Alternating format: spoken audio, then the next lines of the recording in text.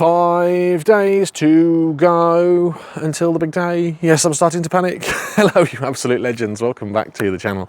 John here on a beautiful afternoon here in Lincolnshire. What is behind day 5 of the Advent calendar Jon Coupland cars countdown to Christmas? Well, it could only be one thing, couldn't it? Yes, in this video on day 5, I've swapped 5 gold rings for 4 silver ones in the shape of this Audi TT. It's a Roadster edition, Mark 1. It's the 2003 model. And if you know your Audi TTs, this is the 180 brake horsepower edition. It's still got the 1.8 litre petrol 5-valve engine, but it's not got all the turbo, etc., bringing it up to 225 brake horsepower. I do have 2 other Audi TTs in my collection which are 225 brake horsepower, but this one, a nice bog standard mid-range, mid-release 180. It is as cheap as you could get it at the time, and we'll have a look in a minute inside and you'll see the cloth seats, but it really was a very nice low-spec Roadster car, and it drove wonderfully. Anyway, how did it come to be mine? There's the cloth seats. How did it come to be mine? Well, I was scrolling bored one afternoon on eBay, looking at cars that were for sale locally to me that were ending soon. This was in Spalding, about 16 miles away from where I live, and it got £1,000 on the bidding with a few hours to go. I went and spoke to the gentleman on eBay Messenger and said, look, I'm in Boston, really interested in the car, it looks good, can I please come and have a look at it with a view of making a bid?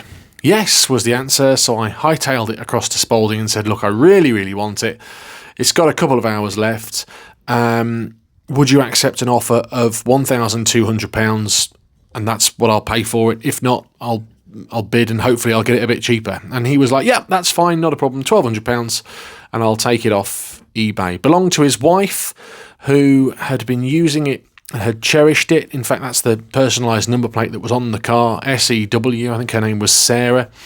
And he's like, well, that comes with the car. You can see at the moment, I'm showing you it came with a whole host of things, including the optional tonneau cover and a cover itself. So I drove it home. And in fact, no, I didn't drive it home. He drove it home, and then I drove him home. But it drove absolutely wonderfully, and I bought it with a view of it being for Mrs. Jon Coupland. If you remember the fiasco with the MGF, I've come out of hiding now, but she loves my Roadster 225, the purple one. It's very sentimental to me, and it's a bit fierce with the turbo, and I don't want it to get away with her and her end up putting it in a ditch. So I thought, well, I'll buy her one so she can enjoy it herself. Got it home. She loved it. What a brilliant car. And then the realisation set in that it was silver and not purple or pink or yellow or any funky colour.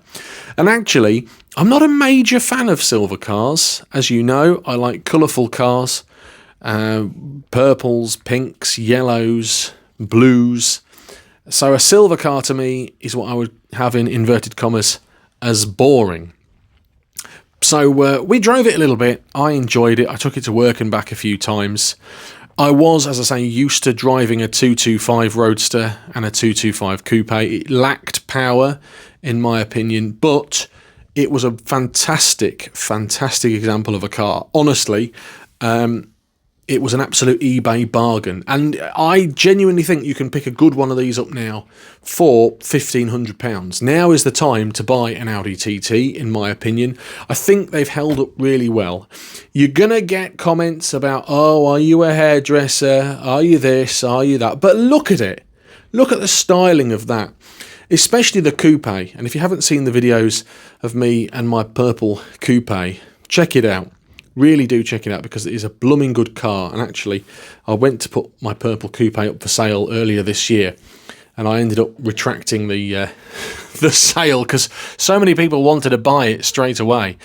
And I realised that actually it's one I am going to keep in my collection for a little bit because they are fast becoming an appreciating classic. They are one to buy. Maybe you disagree with me on that.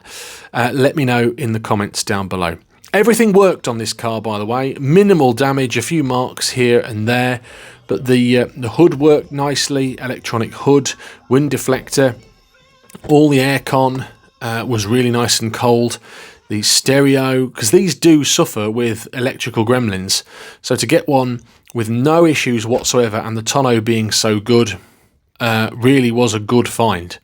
Genuinely, a car that I regret selling, but also would never have been used because, well, I'd got other toys to play with at the time, and Mrs. Jon Coupland didn't want to drive this one, and I would have actually probably begrudged her driving it because it would probably got damaged where she parks it to go to work. So I put it up for sale, and I had people chomping at the bit to come and buy it off me. In fact, a local chap who I know, who has looked at other cars that I've had for sale, came and had a look around it, shook my hand and said, yep, I absolutely want it. It's for my wife. I put it up for sale for £2,500, which was what I thought it was worth in this condition, market value, and sold it for £2,200. So made £1,000. So the money I lost on the MGF, well, I gained back on the Audi TT. I do think they're very good cars, genuinely. I think now is the time to buy one. I would love to find a 3.2 V6 and drive that and see how it feels differently. And one of my projects, one of my goals for summer 2025 is to get my purple TT Roadster out of the garage, recommissioned, polished up nicely and enjoyed. She's called Tilly and she belonged to a very good friend of mine. And I promised her that I would take very good care of it. So that is what I am doing.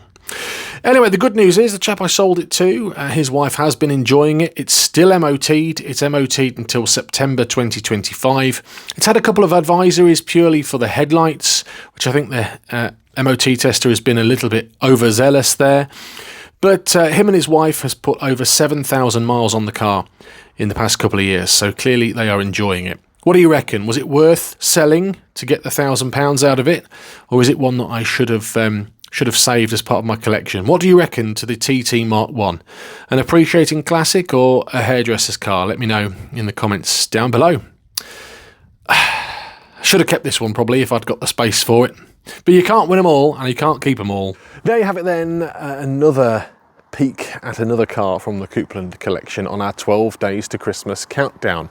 Another one is coming tomorrow and we are counting down until the big day. If you've enjoyed the video, thumbs up please. If you haven't already subscribed, please consider doing so. Comment down below, what did you reckon? Should I have kept it or did I do the right thing with it?